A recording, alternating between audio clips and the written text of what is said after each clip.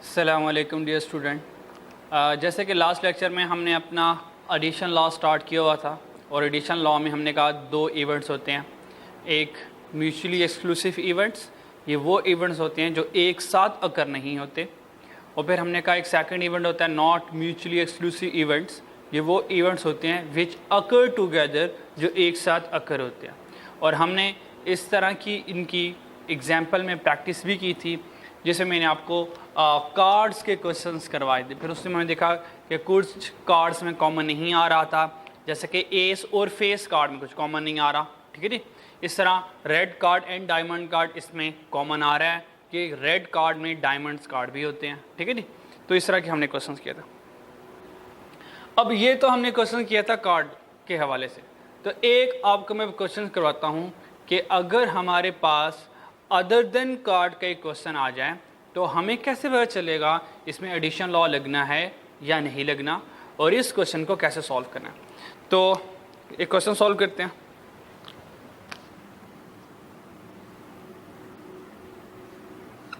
Question ये है,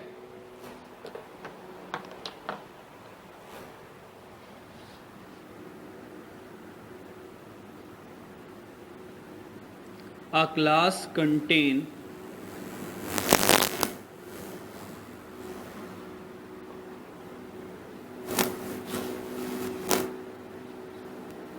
10 men and 20 women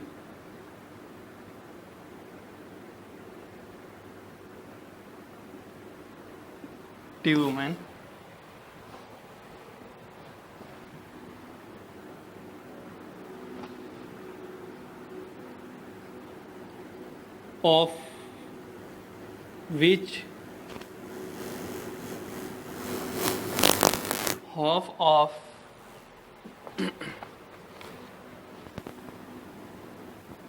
the men and half of the women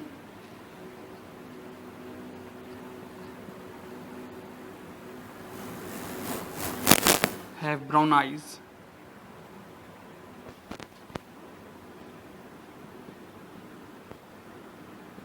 Find the probability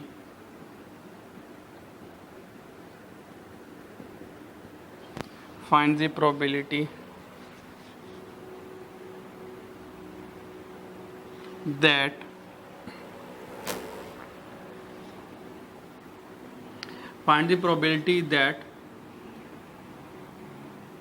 number 1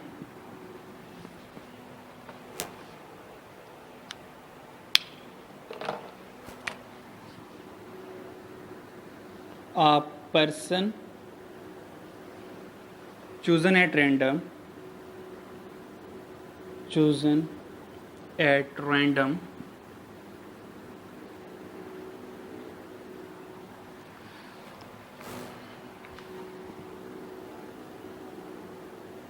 is a man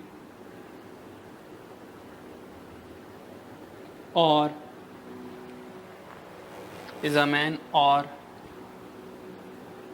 has brown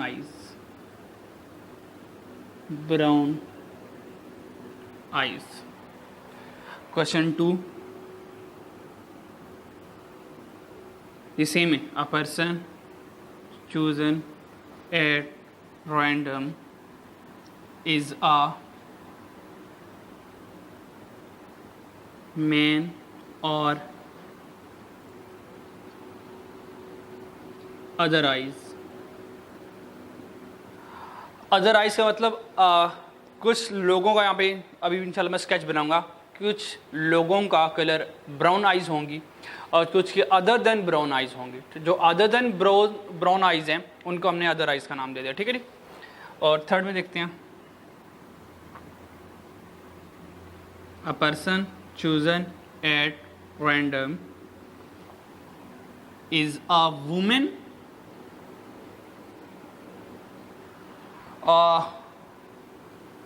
or has brown eyes.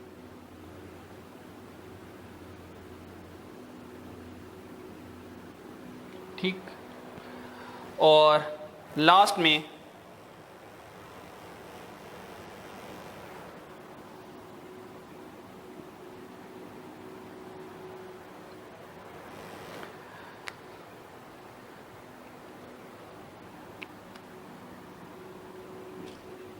a person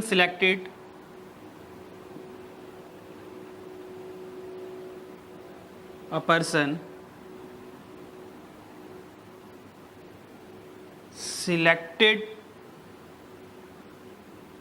from men has brown eyes.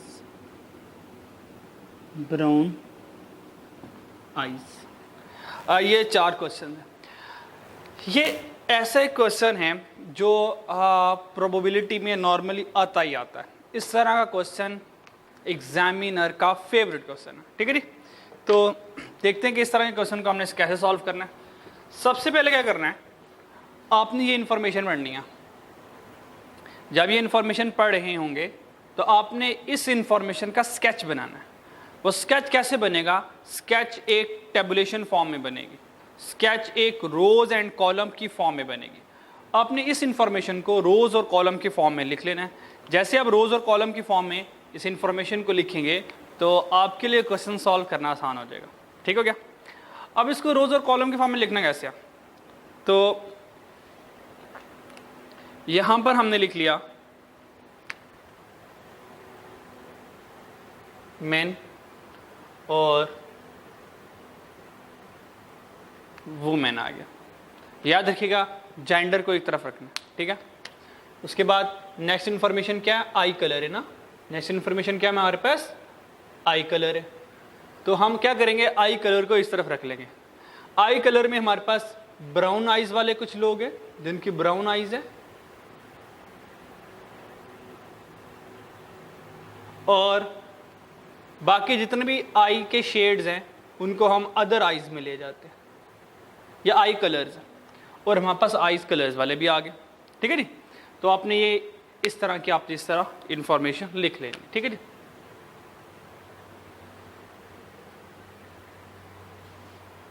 ये आपका इस तरह tabulation form बन जाएगी। अब हम question को read करते हैं, जो जो इन्फॉर्मेशन हमें मिलती जाती है हम उसको लिखते जाते हैं। नंबर 1, अ क्लास कंटेन 10 मैन। एक क्लास में 10 बंदे हैं, 10 मैन। तो मैन कितने हैं टोटल? 10, तो टोटल 10 मैन हो गए, ठीक है। एंड 20 वुमेन, और वुमेन्स कितने टोटल? 20, टोटल 20 वुमेन्स हो गई। यहां तक क्लियर हो गया। तो उसके बाद of which half of the men and half of the women have brown eyes। कहता है ये जो 10 बंदे हैं ना, 10 बंदे, इन 10 में से जो हाफ मैन हैं, जो आधे लोग हैं, उनकी ब्राउन आइज है। यानी कि इस 10 के हाफ में, 10 का हाफ क्या होगा? 5। तो 5 जो मैन है उनकी ब्राउन आइज है, और half of the women, women कितने टोटल? 20।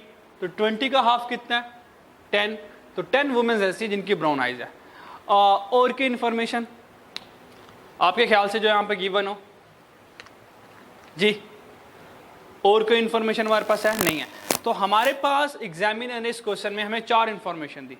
एक तो इंफॉर्मेशन ये है कि मैन का टोटल बता दिया, वुमेन का टोटल बता दिया, दैट्स इट। और ये बता दिया कि जितने बंदे हैं उनका हाफ ब्राउन आइज है, और वुमेन जितनी हैं उनका भी हाफ, उनकी भी ब्राउन आइज है। अब यहाँ पर इंफॉर्मेशन होगी कंप्लीट, लेकिन हमारे टेबल के अकॉर्डिंग इंफॉर्मेशन अभी भी इनकम्प्लीट है। बहुत सारी चीज़ें हैं जो इनकम्प्लीट पड़ी हुई हैं, तो हमें क्या करना है? इन सारी चीज़ों को कंप्लीट करना है। तो ये टैबुलेशन फॉर्म एक ऐसा बेहतरीन तरीका होता है, मिसिंग इन्फॉर्मेशन को ये बहुत क्विकली से, बहुत जल्दी से क्या करता है? इनकॉर्पोरेट कर लेता है, फिल कर लेता है मिसिंग चीज़ों को। तो हमने क्या करना है? अब बाकी रिमेनिंग चीज़ों को फिल कर लेते हैं। हमने कहा अगर टोटल 10 है, इस 10 में से 5 की ब्राउन आइज है, तो ऑब्वियस बात है ये जो अदर्स होंगे, अदर्स 5 होंगे, ठीक है। तो ये 5 और 5 10 बन गए। इस तरह वुमेन्स में आए, टोटल वुमेन्स 20 हैं, इस 20 में से 10 वुमेन की ब्राउन आइज हैं, ऑब्वियस बात है, फिर अदर वाले कितने होंगे, वो भी 10 होंगे, तो 10 + 10 20 हो गया। क्लियर है? अब मुझे इन सब का टोटल करना है, मुझे इन सब का टोटल करना है।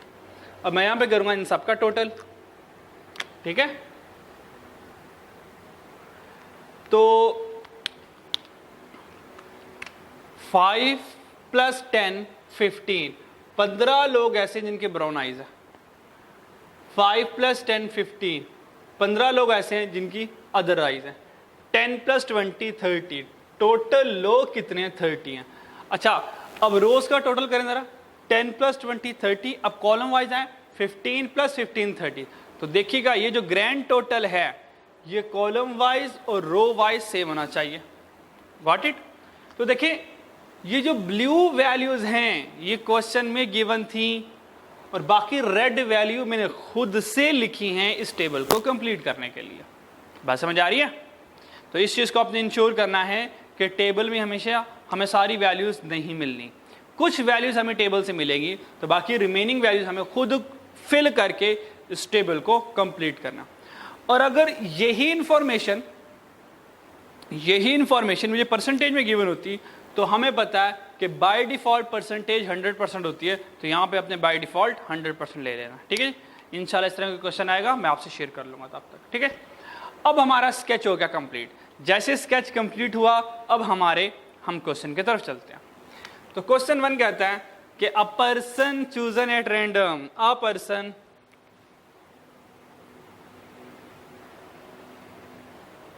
पर्सन चूजन एट रैंडम कहता है एक पर्सन को अपनी मर्जी से चूज करो। वो पर्सन कोई भी हो सकता है, मैन भी हो सकता है, वुमेन भी हो सकता है, पर्सन में दोनों हो सकते हैं। अगर दोनों हो सकते हैं इसका मतलब मुझे जो सिलेक्शन करनी है वो टोटल 30 लोगों में से करनी है। इसका मतलब मेरे पास जो टोटल आउटकम्स बनेगा वो 30 बनेगा। ये फेवरेबल आउटकम कौन बनेगा, हमने तय किया हुआ है ये फेवरेबल आउटकम, तो हमारा क्वेश्चन बनेगा। अब देखते हैं हमारा क्वेश्चन क्या है। फर्स्ट वाला उसने कहा a person chosen at random is a man, कि वो मैन हो और उसकी ब्राउन आइज हो। और आ गया, जैसे ही और आया हमने कहा ये तो एडिशन लॉ लग गया, और के वर्ड ने कहा ये तो एडिशन लॉ लग गया। तो मैन हो और ब्राउन आइज हो, अगर मैं इसको लिखूं तो ये बनेगी probability man union brown eyes. Formula क्या बन गया, ए यूनियन बी का, तो probability of A plus probability of B minus, अगर कुछ कॉमन आ रहा हो माइनस कर दूंगा, प्रोबेबिलिटी ए इंटरसेक्शन बी। क्या ख्याल है आपका, ऐसी है? तो फॉर्मूला बन गया। अब मुझे बताएं कि प्रोबेबिलिटी ऑफ मेन कितनी है। हमें पता है a person chosen at random था, यानी कि कोई भी पर्सन हो सकता है, तो टोटल हमने कहा 30 लोग हैं, तो ग्रैंड टोटल में तो 30 आ गया। इस 30 में देखो मेन कितने, मेन का टोटल कितना है, तो मेन का टोटल कितना है 10, तो मेन की प्रोबेबिलिटी क्या होगी 10/30 प्लस फिर B stand for brown eyes. Brown eyes वाले कितने हैं, तो फिर टोटल बंदे 30 हैं, उन 30 में से बताओ ब्राउन आइज वाले कितने हैं, तो ब्राउन आइज वाले टोटल 15 लोग हैं, तो 15 यहां पर आ गया हमारे पास माइनस। अब कुछ बताएं, कुछ ऐसे लोग हैं क्या मेन में और ब्राउन आइज में कुछ कॉमन आ रहा है, यानी कुछ ऐसे मेन हैं आपके पास जिनकी ब्राउन आइज है। हमने कहा हाँ बिल्कुल बिल्कुल है हमारे पास 5 मेन ऐसे हैं, 5 लोग ऐसे हैं जो देखें मेन भी हैं और देखें ब्राउन आइज भी हैं, यानी कि 5 लोग हमारे पास ऐसे हैं, ये देखें जो मेन भी हैं और ये देखें उनकी ब्राउन आइज भी हैं। हमने कहा 5 तो कॉमन आ रहा है, अगर 5 कॉमन आ रहा है तो हमने कहा यहां पे आ गया, यानी कि 5 लोग ऐसे हैं जो मेन भी हैं और उनकी ब्राउन आइज भी हैं। ठीक है, तो 30 में से 30 में से 5 लोग ऐसे हैं जो मेन भी हैं और उनकी ब्राउन आइज भी हैं, तो हमने कहा इसको सॉल्व कर लो। ठीक है, तो हमने सॉल्व किया तो देखें डिनोमिनेटर में तो 30 आ रहा है ना, इसमें तो कोई टेंशन नहीं है, डिनोमिनेटर में तो 30 आएगा, ठीक है। तो 15 माइनस 5 10, 10 प्लस 10 20, तो पहला आंसर आ गया 20/30, ये आंसर आ गया हमारा फर्स्ट। बात समझ आइए। अब सेकंड देखते हैं। सेकंड में उसने कहा कि अच्छा अभी ना फर्स्ट टाइम कह रहे हैं इसलिए सारी डिटेल लिख रहे हैं, आप जब थोड़े से एक्सपर्ट हो जाएंगे, चीज़ें आप स्ट्रीम लाइन पर चीज़ें आ जाएंगी, आपके फिंगर टिप्स पर चीज़ें आ जाएंगी, तो आप बिल्कुल ये फॉर्मूला लिखने की ज़रूरत नहीं है, आप सिर्फ ये स्केच बनाना, बस ये लिखें, जल्दी कैलकुलेटर से सॉल्व कर लें। सेकंड क्वेश्चन कह रहा है a person chosen at random, same information है, पर्सन चूजन एट रैंडम, यानी कि कोई भी पर्सन चूज करना है, यानी कि टोटल आउटकम में 30 आ जाएगा। फिर उसने कहा इज अ मैन, वो मैन हो, और फिर और आ गया, आर का मतलब एडिशन लॉ, और अदर आइज यानी कि ब्राउन आइज वाले ना हो, मैन हो और अदर आइज वाले हों, तो बन गया probability man union other eyes, तो is equal to probability of man, probability of other eyes minus probability of वो मैन हो और अदर आइज वाले हों, यानी कि something is common. Probability of man, man कितने हैं 10 आउट ऑफ 30, तो मैन की प्रोबेबिलिटी बन गई 10/30 प्लस अदर आइज वाले कितने हैं, देखें अदर आइज वाले 15 हैं, तो 15/30, 15/30। कुछ कॉमन आ रहा है क्या, कुछ ऐसे मैन हैं जिनके अदर आइज हैं, हमने कहा हाँ ये 5, ये 5 लोग ऐसे हैं जो देखें मैन भी हैं और इनकी अदर आइज हैं, तो कितने लोग 5, तो माइनस कर दूंगा 5/30, क्योंकि इसमें 5 5 10 10 सेम आ रहा है, इस वजह से इनके आंसर में भी सेम आ रहा है, लेकिन हमेशा ऐसा नहीं हुआ करेगा, हमेशा वेरी कर रहे होते नॉर्मली, तो ये बाय चांस सेम आ गया, ठीक है। तो टोटल में हमारे पास 30 आ गया और ऊपर 20 आ गया, तो ये सेम हमारे पास आंसर आ गया, गॉट इट। थर्ड वाला देखते हैं। थर्ड में कह रहा है a person chosen at random is a women और हैज ब्राउन आइज, यानी कि प्रोबेबिलिटी ऑफ वुमेन हो यूनियन ब्राउन आइज हो उनकी, तो फॉर्मूला प्रोबेबिलिटी ऑफ वुमेन यानी कि प्रोबेबिलिटी ऑफ ए, देखें ये मैं probability of A union B का फॉर्मूला लगा रहा हूं, आपने बिल्कुल कंफ्यूज नहीं होना, ये जो फॉर्मूला लग रहा है देखें ये प्रोबेबिलिटी ए यूनियन बी, देखें जो एडिशन लॉ का फॉर्मूला था वही लगा रहा हूं कि probability of A plus probability of B minus probability of A intersection B, ये वही वाला फॉर्मूला लगा रहा हूं, ठीक है। क्योंकि जिस तरह का क्वेश्चन है मैं सिर्फ वो वाले उसके न्यूमेरिक वर्ड यूज कर रहा हूं, ठीक है जी। तो उसने कहा वुमेन हो या ब्राउन आइज हो, आपको पता है यूनियन का मतलब, इस यूनियन का मतलब और होता है, वुमेन हो या ब्राउन आइज वाले हो, तो probability of women plus probability of brown eyes minus कर दूंगा वो वाली वुमेन्स जिनकी ब्राउन आइज, ये कॉमन आ रहा होगा। तो बताएं प्रोबेबिलिटी ऑफ वुमेन्स में, अब वुमेन्स कितनी है, हमने कहा वुमेन्स 20 हैं, आउट ऑफ कितने लोगों में से 30 में से 20 वुमेन है, तो 30 में से 20 वुमेन्स आ गई, प्लस ब्राउन आइज वाले कितने हैं, हमने कहा ब्राउन आइज वाले 15, कितने में से 30 में से, तो 30 में से 15 ब्राउन आइज वाले हैं, तो 15/30 माइनस कर दो वो वुमेन जिनके ब्राउन आइज हैं, बताएं कितनी वुमेन ऐसी है जिनकी ब्राउन आइज है, हमने कहा 10, हमने कहा ये 10 वुमेन ऐसी हैं जिनकी ब्राउन आइज है, ठीक है, तो 10/30 आ गया, ठीक है। तो इसका आंसर क्या आया हमारे पास 15 माइनस 10 5 5 प्लस 20 25, तो आंसर आ गया 25/30, ये हमारे पास आंसर, ठीक।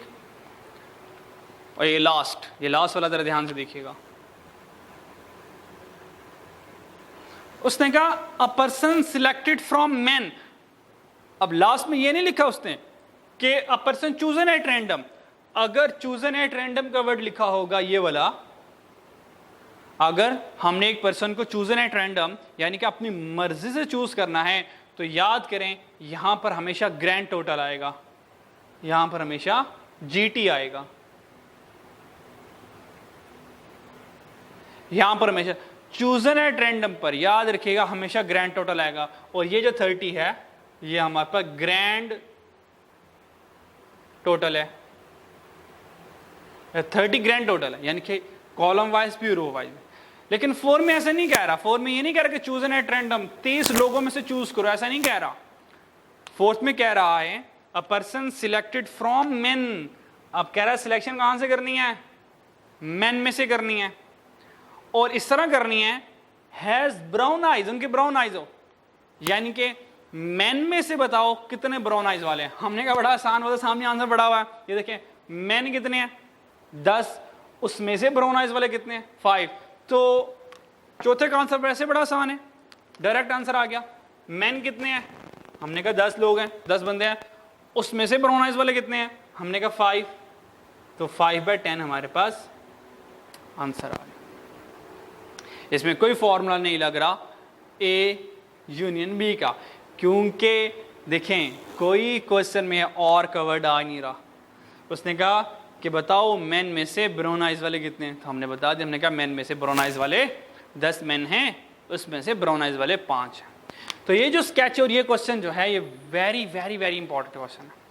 इस तरह के क्वेश्चन ये भी हो सकता है, लेकिन बिल्कुल बिल्कुल इससे मिलता जुलता क्वेश्चन भी हो सकता है, वो एग्जामिनर का फेवरेट क्वेश्चन है इस तरह के। ठीक है, तो ये हमने एक एडिशन लॉ कर लिया टेबुलेशन फॉर्म के जरिए कि अगर हमारे पास इस तरह का सिनेरियो आ जाए तो हमें किस तरह से इस क्वेश्चन से करना है। याद रखिएगा प्रोबेबिलिटी में, प्रोबेबिलिटी का ऐसा एरिया है, देखें आप जितना मर्जी भी कंसेप्ट गेन कर लें, जब तक आप प्रैक्टिस नहीं करेंगे, जब तक आप सिनेरियो को चीज़ों को याद नहीं करेंगे, आप हल नहीं कर पाएंगे। क्योंकि देखें अगर आपके पास कंसेप्ट है और आपके पास लैक ऑफ प्रैक्टिस है, आपका कंसेप्ट तो होगा लेकिन प्रैक्टिस ना होने की वजह से आप आगे जा नहीं पाओगे। आपको प्रोबेबिलिटी तो कैलकुलेट करनी आती है, लेकिन आपको स्केच नहीं बनाना आ रहा होगा, क्योंकि कभी इस तरह के क्वेश्चन की प्रैक्टिस ही नहीं की। इसलिए याद रखिएगा प्रोबेबिलिटी में कंसेप्ट तो ज़रूरी है ही है, साथ साथ प्रैक्टिस बहुत ज़रूरी है। जितने आप क्वेश्चंस की प्रैक्टिस करेंगे, देखें प्रोबेबिलिटी में कुछ क्वेश्चंस तो ऐसे होंगे जिसमें पता नहीं चल रहा होगा करना क्या, अब वो कैसे हमें पता चलेगा इस क्वेश्चन में, इस क्वेश्चन को कैसे सॉल्व करना है, वो जो कैसे का आंसर है ना, वो हमारी प्रैक्टिस है। तो जितने क्वेश्चन का जैसे जैसे क्वेश्चंस का आप प्रैक्टिस करते जाएंगे, आपको आइडिया होता रहेगा कि इस तरह के क्वेश्चन को मुझे इस तरह सॉल्व करना है, इस तरह का सिनेरियो आ जाए उसको इस तरह सॉल्व करना है। ठीक है जी, क्योंकि प्रोबेबिलिटी में हर एक क्वेश्चन का थोड़ा स्टाइल डिफरेंट हो रहा होता है, तो हमने हर एक स्टाइल वाले क्वेश्चन को सीखना है ताकि अल्टीमेटली हमारी तैयारी बेहतरीन सी हो जाए। ठीक है जी, तो इस क्वेश्चन को अच्छे तरीके से आप देख लें, इसको राइट डाउन कर लें और एक दफ़ा इसको अंडरस्टैंड कर लें। ठीक है जी,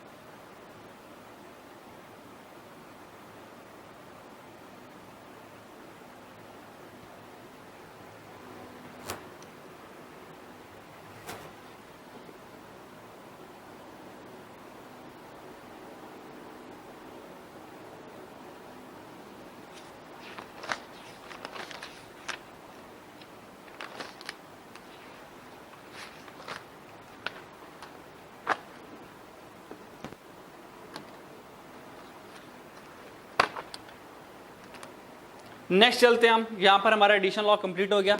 नेक्स्ट हम चलते हैं अपने मल्टीप्लिकेशन लॉ की तरफ।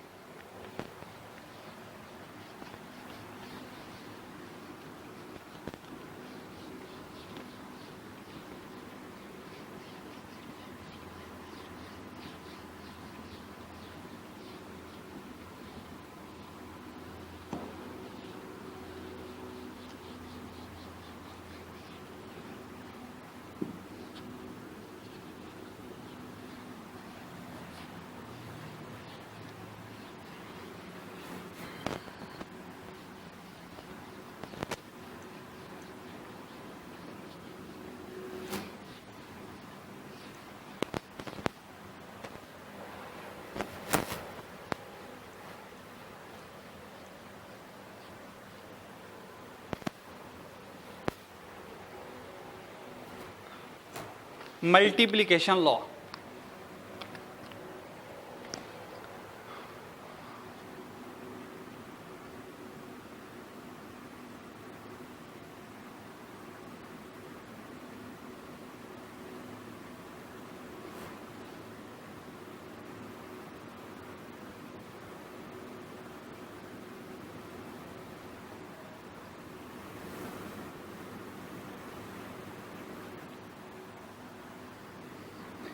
ये मल्टीप्लिकेशन लॉ क्या है और हमें कैसे पता चलेगा कि मल्टीप्लिकेशन लॉ कब लगना है? सबसे पहले देखते हैं कि मल्टीप्लिकेशन लॉ है क्या। ये जो मल्टीप्लिकेशन लॉ है, जैसा कि मैंने आपको कहा था, एडिशन लॉ एक इवेंट के अकर होने की प्रोबेबिलिटी बताता है। मल्टीप्लिकेशन लॉ दो इवेंट्स के अकर होने की प्रोबेबिलिटी बताता है। ठीक है, यानी कि ये एक नहीं, एक से ज्यादा कंबाइन इवेंट की, ये बोथ इवेंट के इवेंट्स के अकर होने की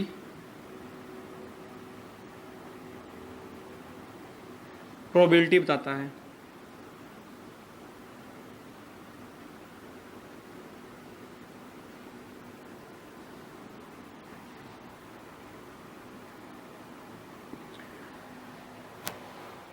एडिशन लॉ एक इवेंट के अकर होने की, मल्टीप्लिकेशन लॉ दोनों इवेंट्स की, बोथ इवेंट की, यानी कि दोनों इवेंट्स के अकर होने की प्रोबेबिलिटी बताता है।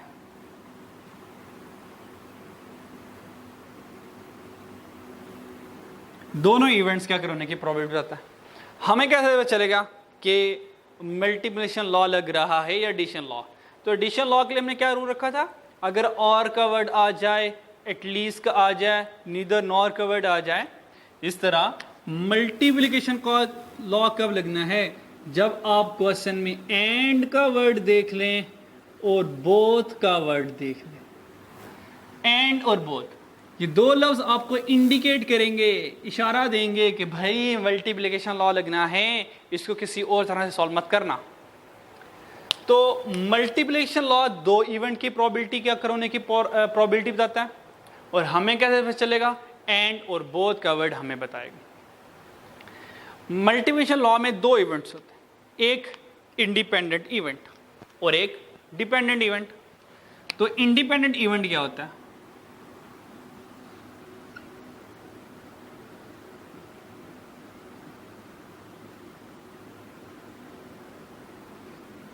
इंडिपेंडेंट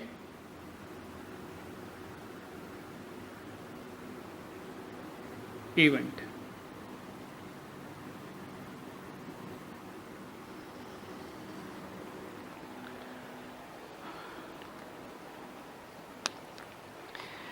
इंडिपेंडेंट इवेंट हर उस इवेंट को कहते हैं जिसका ताल्लुक दूसरे से ना हो, जिसका ताल्लुक दूसरे से ना हो। जैसा कि जो बच्चे होते हैं, जो चिल्ड्रन होते हैं, वो अपने पेरेंट पर डिपेंड कर रहे होते हैं, यानी कि बच्चों की हर एक एक्टिविटी उनकी अपनी मर्जी से नहीं होगी, बल्कि वो पेरेंट से इजाज़त लेंगे, पेरेंट इजाज़त देंगे तो वो एक्टिविटी परफॉर्म करेंगे। फॉर एग्जांपल, हमारा कॉलेज का ट्रिप जा रहा है, अब हम ट्रिप में जाएं या ना जाएं मेरा डिसीजन नहीं है, मेरे घर वालों का होगा। अब्बा जी ने इजाज़त दी तो ट्रिप में जाऊँगा वरना नहीं जाऊँगा, अम्मा ने इजाज़त दी तो ट्रिप में जाऊँगा वरना नहीं जाऊँगा। ठीक है जी, तो अम्मा ने इजाज़त दे दी पर अब्बा ने पैसे ना दिए तो फिर भी ट्रिप पर नहीं जाऊँगा। इसका मतलब जो मेरे डिसीजन वो मेरे नहीं है, वो सारे मेरे डिसीजन मेरे पेरेंट्स पर डिपेंड कर रहे हैं। जो मेरे पेरेंट्स कहेंगे मेरे वो डिसीजंस होंगे। तो हम क्या पेरेंट पर डिपेंड कर रहे हैं, ये डिपेंडेंट इवेंट हो गया। पेरेंट्स हम पर डिपेंड नहीं करते, पेरेंट्स के हर एक फैसले इंडिपेंडेंट होते हैं। उन्होंने जो डिसीजन लेना उन्होंने इंडिपेंडेंटली लेना, हमसे पूछा नहीं कि भाई हम आपके बारे में डिसीजन लेना चाह रहे हैं, क्या ले ले, इजाज़त है आपकी? उन्होंने हमसे कोई इजाज़त नहीं लेनी। तो ये क्या हो गया? इंडिपेंडेंट हो गया। ठीक है, अच्छा इसी तरह एक और इंडिपेंडेंट एग्जांपल ले लेते हैं। दो दोस्त जो हैं उन दोनों के डिसीजन आपस में इंडिपेंडेंट है, यानी कि दोनों ने स्टडी करनी है। अब फ्रेंड ए फ्रेंड बी से ये नहीं कहेगा कि भैया अगर तू स्टडी करेगा तो मैं भी करूंगा। तो फ्रेंड ए ने अपनी मर्जी से स्टडी करनी है और फ्रेंड बी ने भी अपनी मर्जी से स्टडी करनी है, यानी कि दोनों यहां पर इंडिपेंडेंट हैं, कोई किसी पर डिपेंड नहीं करेगा, कोई कहीं ये नहीं कहेगा, फ्रेंड ये नहीं कहने वाला फ्रेंड भी अगर तू पढ़ेगा तो भी मैं पढ़ूंगा, तूने नहीं पढ़ना तो मैंने भी नहीं पढ़ना, कोई टेंशन नहीं है। ठीक है, इस तरह कोई चीज़ खानी हो तो ये भी इंडिपेंडेंट इवेंट है। हम ये नहीं कहते फलाना शख्स खाएगा तो मैं खाऊंगा, उसने खाना नहीं हमने मर जाना है। ठीक है जी, या वो खाई जा रहा हमने वो खाई जा रहा है और हमारा पेट बढ़ता जा रहा है, ऐसा भी नहीं होने वाला। वो अपनी मर्जी से खाएगा, हम अपनी मर्जी से खाएंगे, ये भी इंडिपेंडेंट इवेंट है। ठीक है, और इसी तरह किसी इंसान का जीना मरना ये भी इंडिपेंडेंट है। हम ऐसे नहीं कहेंगे फलाना शख्स मर गया तो मैंने फौरन मर जाना, ऐसा नहीं होने वाला। ऐसा सी किताबों में कभी हुआ करता था कि मतलब बचपन में जब कोई जादू वगैरह की कोई मूवी देख लिया, कार्टून देख लिया, तो हुआ करता था कि जादूगर जो था उसकी जान तोते में हुआ करती थी। तो अब खैर आजकल के जादूगर एडवांस हो गए हैं, उनकी जान तोते में कोई नहीं होती। ठीक है, तो वो अगर जैसे वो तोता मरता था, तोता जो था पैरेट वो मरता था, जादूगर फौरन मर जाता था। वरना जादूगर का टुकड़े टुकड़े कर दो, जो मर्जी जादूगर के साथ करो, जादूगर ने नहीं मरना होता था। तो ये क्या हुआ, डिपेंडेंट इवेंट हो गया कि जादूगर कब मरेगा, जब तोता मरेगा। तो तोते ने मरना है तो जादूगर ने मरना है, तो ये डिपेंडेंट इवेंट हो गया। लेकिन क्या हम भी ऐसे करते हैं? हम ये कहते हैं अगर फलाना शख्स मर गया तो मैंने भी मर जाना है, फलाना शख्स मर गया तो उसके साथ मुझे भी दफना देना है। ऐसा नहीं होता। इंसान को जितनी मर्जी मोहब्बत हो, जब आपका प्यारा दुनिया से जाता है आप कहते हैं ठीक है भाई चले गया, तेरे जाने का दुख है, पर तेरे साथ मैंने नहीं आना, मेरा कोई प्रोग्राम नहीं है अभी। ठीक है, तो मैंने अभी और जिंदा रहना है। तो ये इंडिपेंडेंट इवेंट हो गया। ठीक है, तो इंडिपेंडेंट इवेंट की जो क्लासिक एग्जांपल है वो एम्बुलेंस की और फायर ब्रिगेड की। अज्यूम करें एक बिल्डिंग थी, उस बिल्डिंग में शॉर्ट सर्किट हो गया, और शॉर्ट सर्किट होने की वजह से हुआ क्या, बिल्डिंग में आग लग गई। अब जैसे बिल्डिंग में आग लगी तो अब देखें फर्स्ट प्रायोरिटी ये है, और बिल्डिंग में लोग भी थे, तो फर्स्ट प्रायोरिटी ये एम्बुलेंस फौरन निकलेगी कि भाई ये बिल्डिंग की आग को कंट्रोल करना है, वरना आग क्या माली नुकसान तो करेगी, साथ जानी नुकसान भी आएगा। अगर उस लम्हे एम्बुलेंस ये कह दे फायर ब्रिगेड से, फायर ब्रिगेड वाले भाई तुमने तो जाना ही है, तुमने तो आग बुझाने जाना ही है, क्योंकि तुम्हारा काम यही है, आपने आग बुझानी है, तो भाई आते वक्त थोड़े मरीजों को भी ले आना, आते वक्त थोड़े से मरीजों को भी ले आना, मेरी सेविंग हो जाएगी, मेरे वक्त की बचत हो जाएगी, मेरा आराम में खलल नहीं बढ़ेगा।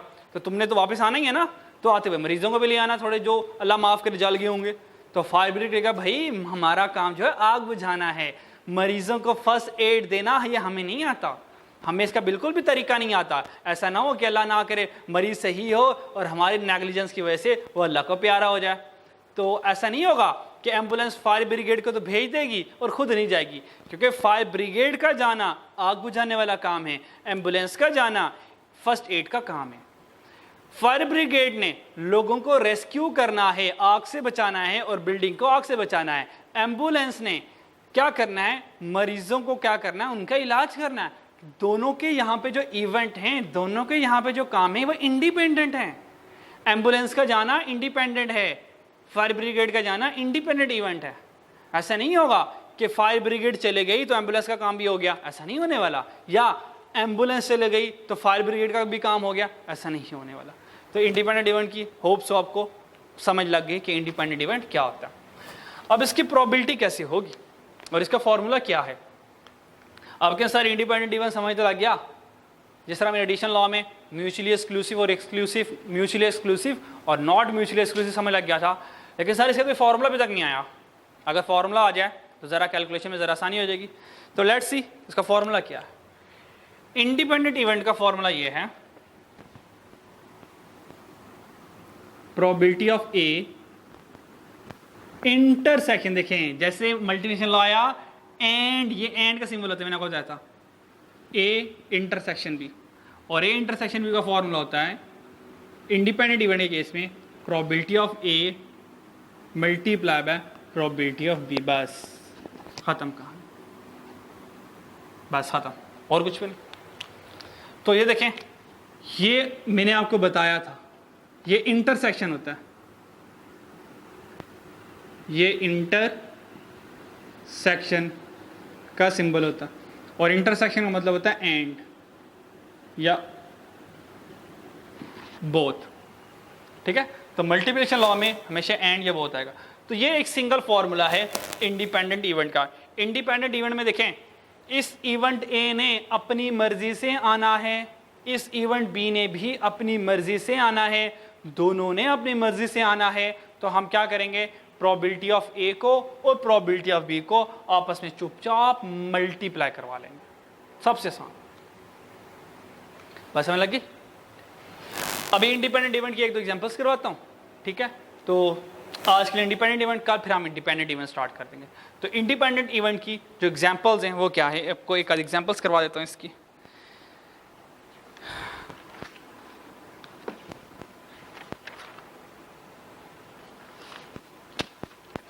एग्जांपल्स कार्ड्स के थ्रू ही करवा देता हूँ, ठीक है।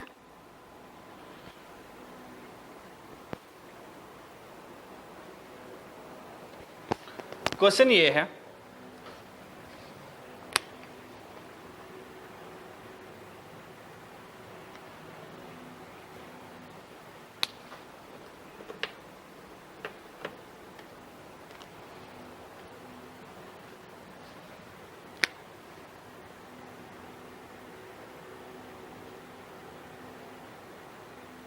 from a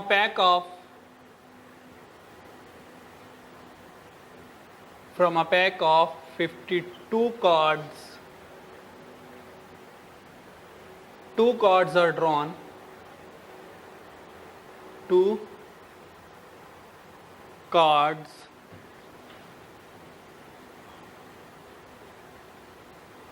are drawn, one after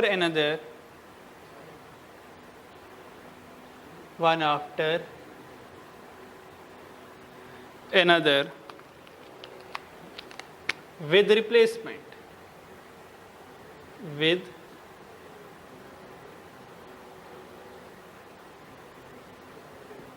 replacement।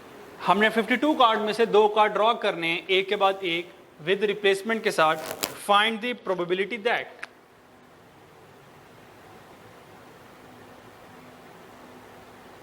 find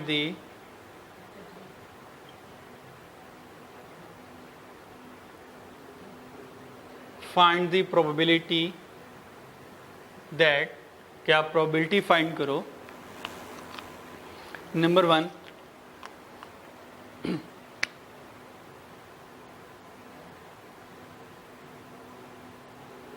both are king,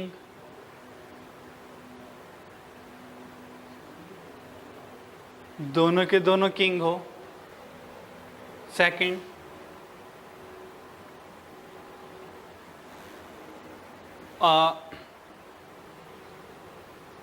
one is ace and other is queen, एक एस हो और एक क्वीन हो। और थर्ड वाला,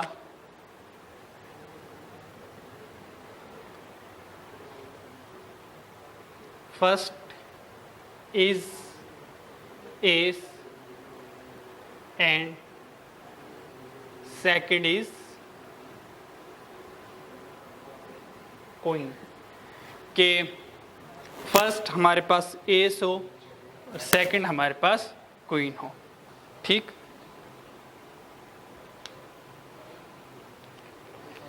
इन क्वेश्चन को सॉल्व करते हैं, ठीक है। अच्छा, अब हमारे पास ये क्वेश्चन आ गया। अब एग्जामिनर ये नहीं लिखेगा कि मल्टीप्लिकेशन से करना है या इसको एडिशन लॉ लगाकर करना है, तो हमें एक क्वेश्चन रीड करके खुद ही अंदाजा लगाना है कि हम इसको कैसे सॉल्व करेंगे, ठीक है। तो हमने देखा, क्वेश्चन को रीड किया और एनालाइज किया कि एडिशन है या मल्टीप्लिकेशन है। From a pack of 52 cards, 2 cards are drawn one after another with replacement. Find the probability that, हमने कहा कि क्वेश्चन में से 52 कार्ड में से 2 कार्ड्स को ड्रॉ करना।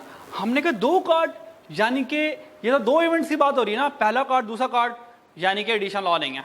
यहाँ से भी क्लिक हो गया फौरन हमें, ये एडिशन लॉ नहीं है, क्योंकि एडिशन लॉ तो एक इवेंट की प्रोबेबिलिटी बताता है, यहाँ पे तो 2 इवेंट आ रहे हैं, यानी कि 2 कार्ड्स की ड्रॉ की बात कर रहा है, यानी कि एडिशन लॉ नहीं है। फिर हमने पढ़ा विद रिप्लेसमेंट। हमने कहा विद रिप्लेसमेंट तो एडिशन लॉ में तो आता ही नहीं है। एडिशन लॉ में तो या तो म्यूचुअली एक्सक्लूसिव होता है या तो नॉट म्यूचुअली एक्सक्लूसिव हो रहा होता है, ठीक है नी। एडिशन लॉ में हमें कोई ऐसी चीज़ नहीं बढ़ी, ठीक है नी। तो उसके बाद कंक्रीट एविडेंस मिला हमें, एब्सोल्यूट एविडेंस मिला जब हमने एग्जामिनर की रिक्वायरमेंट पढ़ी। असल जो एनालाइज करना है एडिशन लॉ या मल्टीप्लिकेशन लॉ का, वो हमेशा रिक्वायरमेंट में जो एग्जामिन आपसे क्वेश्चन पूछेगा ना, वो हकीकत में आपको नॉर्मली बताएंगे कि एडिशन लॉ का क्वेश्चन है या मल्टीप्लिकेशन लॉ का। अब बढ़ते हैं, बोथ आर किंग, बोथ, ये बोथ का वर्ड किसके लिए होता है, ये देखिए देखें, बोथ का वर्ड किसके लिए होता है, मल्टीप्लिकेशन लॉ के लिए होता है। Both are king, one is and, ये एंड का वर्ड आ गया, जैसे एंड का वर्ड आ गया होने का मल्टीप्लिकेशन लॉ। आगे चलें, फर्स्ट इज एंड, फिर एंड आ गया, और जब भी एंड आएगा हमने कहा ये तो मल्टीप्लिकेशन लॉ है।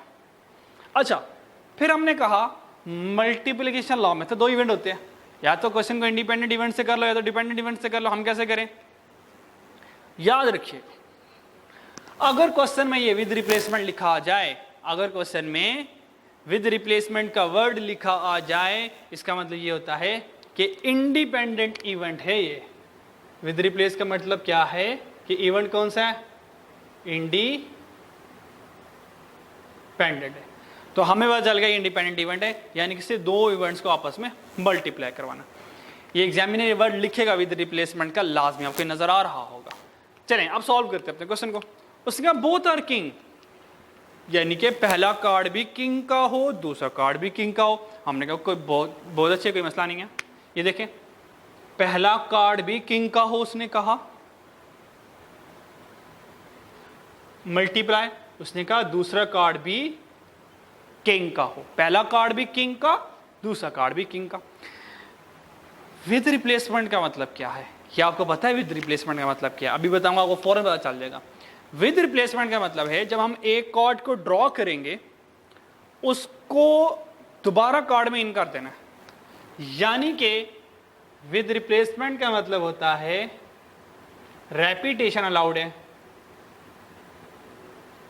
रेपिटेशन अलाउड है, ठीक है। आपने एक कार्ड को ड्रॉ किया, उसको दोबारा इन कर दिया, रेपिटेशन अलाउड होगी, ठीक है।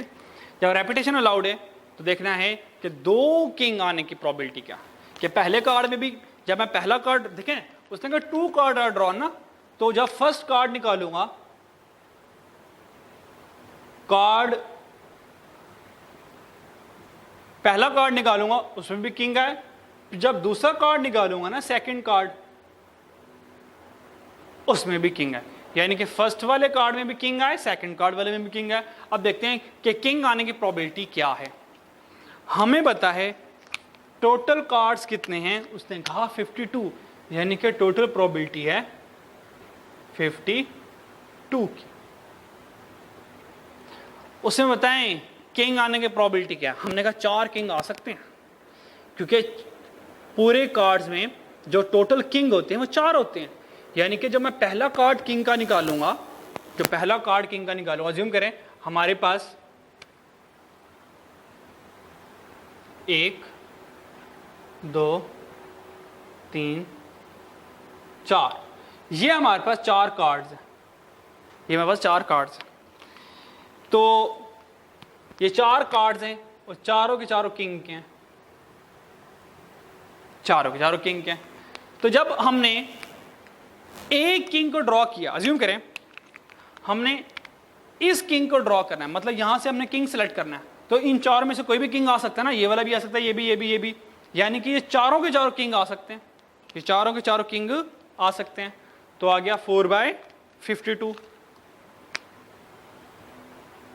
मल्टीप्लाई बाय, अज्यूम करें वो किंग ये वाला था, ये किंग ड्रॉ किया, अब पीछे कितने किंग रह गए, 3, लेकिन नहीं, क्वेश्चन तो विद रिप्लेसमेंट के साथ है।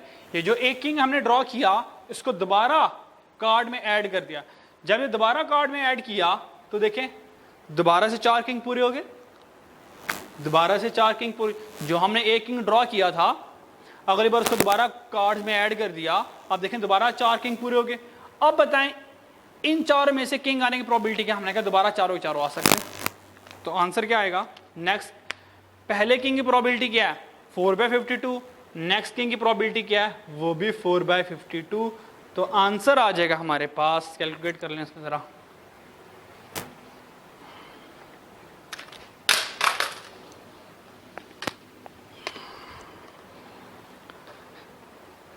4/52 मल्टीप्लाई बाय 4/52, आंसर आ गया हमारे पास 1 डिवाइडेड बाय 169। तो ये हमारे पास इसका आंसर आ गया बोथ आर किंग का। पहला कार्ड भी किंग का हो, दूसरा कार्ड भी किंग का हो। होप सो आपको इसकी समझ आ चुकी हो। ठीक है जी।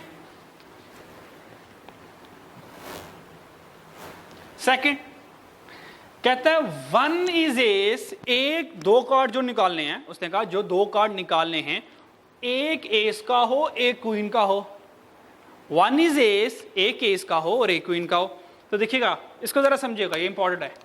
हो सकता है पहला कार्ड एस का आ जाए, दूसरा कार्ड क्वीन का आ जाए। हो सकता है ना, पहला कार्ड एस का दूसरा क्वीन।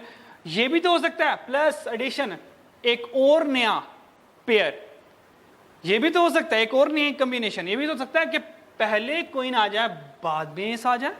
उसने ये कहा है मुझे एक एस चाहिए और अदर क्वीन चाहिए। उसने ये कंडीशन तो नहीं लगाई ना कि पहले एस चाहिए या फर्स्ट में क्वीन ही चाहिए। उसने 1 कहा है, हमने कहा 1 में तो फिर ये हो सकता है कि पहले एस आ जाए, हो सकता है फिर क्वीन आ जाए। ये भी तो हो सकता है कि पहले क्वीन आ जाए फिर एस आ जाए। तो देखें, प्रोबेबिलिटी में जितनी भी पॉसिबिलिटीज होंगी हमने सारों को इनकॉर्पोरेट करना होता है। ठीक है, अब बताएं एस कितने होते हैं? आपके सर 4 एस होते हैं। तो एस की प्रोबेबिलिटी क्या होगी इस एस की? 4/52 मल्टीप्लाई, मल्टीप्लिकेशन है ना, एंड आ गया। एंड क्या? Independent event. तो ये आ गया। फिर उसने कहा क्वीन आने की प्रोबेबिलिटी, हमने कहा 4 क्वींस होती हैं, तो 4 क्वींस कितने में से आ सकती हैं? 52 में से। ये ए क्यू का आंसर आ गया। प्लस प्लस हो सकता है पहले क्वीन आ जाए, तो क्वीन की प्रोबेबिलिटी 4/, हो सकता है बाद में एस आ जाए, तो एस आने की प्रोबेबिलिटी क्या? 4/52। याद रखिएगा विद रिप्लेसमेंट में टोटल हमेशा 52 ही रहेगा, क्योंकि कोई भी कार्ड कम नहीं हो रहा होता। जो एक कार्ड कम होता है अगले कार्ड में वो दोबारा इन कर दिया जाता है। तो देखें आंसर क्या आ गया? 4/50। ये तो 1/69, इसको डायरेक्ट कर लें बेशक। तो इस सब का आंसर आ जाएगा, कंबाइन आंसर आ जाएगा मेरे पास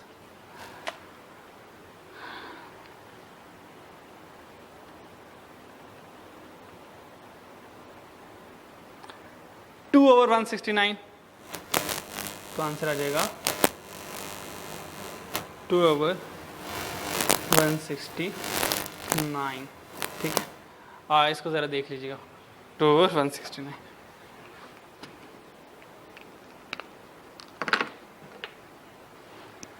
नेक्स्ट देखते हैं, लास्ट इंडिपेंडेंट इवेंट का। फर्स्ट इज एस, हाँ ये देखें ज़रा, फर्स्ट इज एस। उसने कहा अब कंडीशन लगा दी कि शुरू में एस आए। First is S and second is queen, second में क्वीन चाहिए, अब सिर्फ ए क्यू करेगा, बस सिंपल। अब यहां पर ऐसा नहीं होगा। देखें, अब इन अपने क्वेश्चंस को याद रखना है कि अगर 1 is S other is queen हो तो क्या करना है? फर्स्ट ए सेकंड क्वीन हो तो क्या करना है? और सिंपल यहां पे ए क्यू रह गया। ए कितना है? एस कितने हैं? टोटल 4 एस है आउट ऑफ 52, तो 4/52। क्वींस कितनी है? Total 4 out of 52। तो आंसर वही वाला आएगा जो बोथ आर किंग का आया था। तो आंसर इज 1/169। ठीक है, तो ये हमारे पास इंडिपेंडेंट इवेंट था और ये इंडिपेंडेंट इवेंट के कुछ हमारे पास एग्जाम्पल थी। ठीक है जी, तो इसको ज़रा अच्छे तरीके से आपने देख लेना। इन क्वेश्चंस की अच्छे तरीके से प्रैक्टिस कर लीजिएगा। ठीक है, तो ये हमने इंडिपेंडेंट इवेंट के कुछ क्वेश्चंस किए हैं। कल एक आधा क्वेश्चन और इंडिपेंडेंट इवेंट का करवा दूंगा, फिर इंशाल्लाह ताला हम डिपेंडेंट इवेंट को सॉल्व करेंगे। तो जब से डिपेंडेंट इवेंट सॉल्व करेंगे उसके बाद फिर मैं कुछ प्रैक्टिस क्वेश्चंस आपसे यहाँ पर शेयर कर लूँगा। तो उन प्रैक्टिस क्वेश्चंस करने के बाद हमारे पास हमारी बेसिक प्रोबेबिलिटी ख़त्म हो जाएगी, बस हमारी प्रोबेबिलिटी ख़त्म हो जाएगी। फिर इंशाल्लाह हम प्रोबेबिलिटी डिस्ट्रीब्यूशन की तरफ मूव करेंगे। ठीक है जी, तो आज के लिए इतना काफ़ी है। इंशाल्लाह नेक्स्ट वीडियो में मुलाकात होती है, तब तक के लिए अल्लाह हाफिज़।